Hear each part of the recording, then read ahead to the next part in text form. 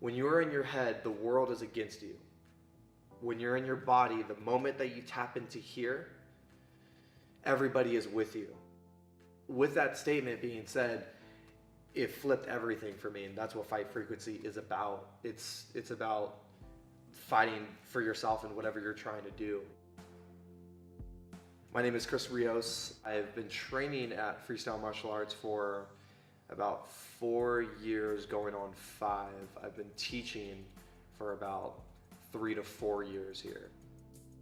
The moment I stepped foot in freestyle, I didn't really know what it was.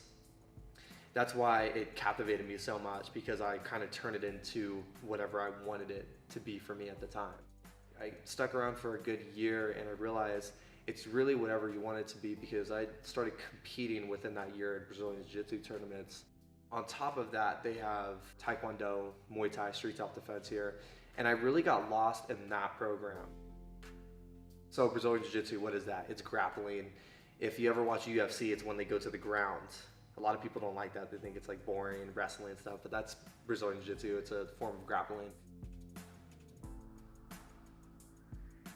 So I started out just, as a student, and several months later they offered me a position to teach fitness classes, and it just kind of took off from there. Now I'm teaching martial arts. Teaching kind of hit me in the face a little bit. I remember walking in there super nervous and anxious, but I think one thing that pulled me through being an instructor here at Freestyle Martial Arts, Freestyle Fitness first, was the fact that I can look back and I look at a lot of really well-rounded martial artists, and they are typically teachers. Usually you don't find somebody who's just a fighter. They're training somebody else. The biggest lesson that I learned from training martial arts for several years now is that you're typically wrong, and this is why. There's paradigms of learning.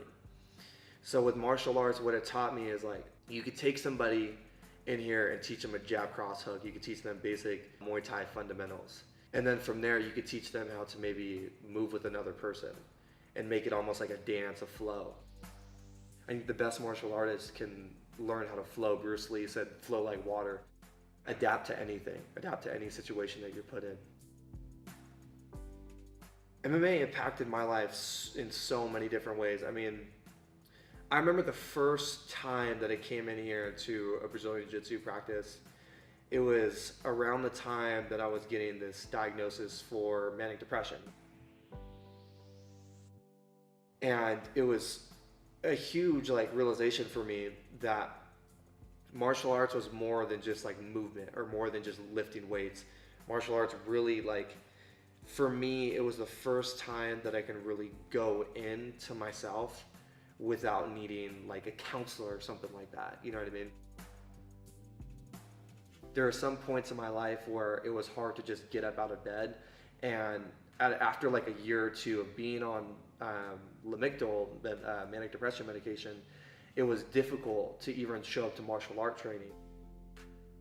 I think it's easy for somebody to get caught up in a label or something that maybe a counselor diagnoses them with, or that label that they're put on, oh, he's the quiet person, or he's the outspoken person, or he's that person. And I think we all do it to each other. We all try to put each other in boxes. But Fight Frequency, it's really about trying to do something different and remind myself, as almost like a mantra, that I can change my own frequency. I don't have to stay at this. It's a mere energetic level that I'm at right now. When I was sitting across from that psychiatrist, when he diagnosed me bipolar type 2, it felt good in a way, because I could put a label on the crazy. But a year or two after, it didn't feel good, because I feel like I just cemented myself in that label. And the Fight Frequency is changing that. It's changing your mere expression to whatever you want it to be.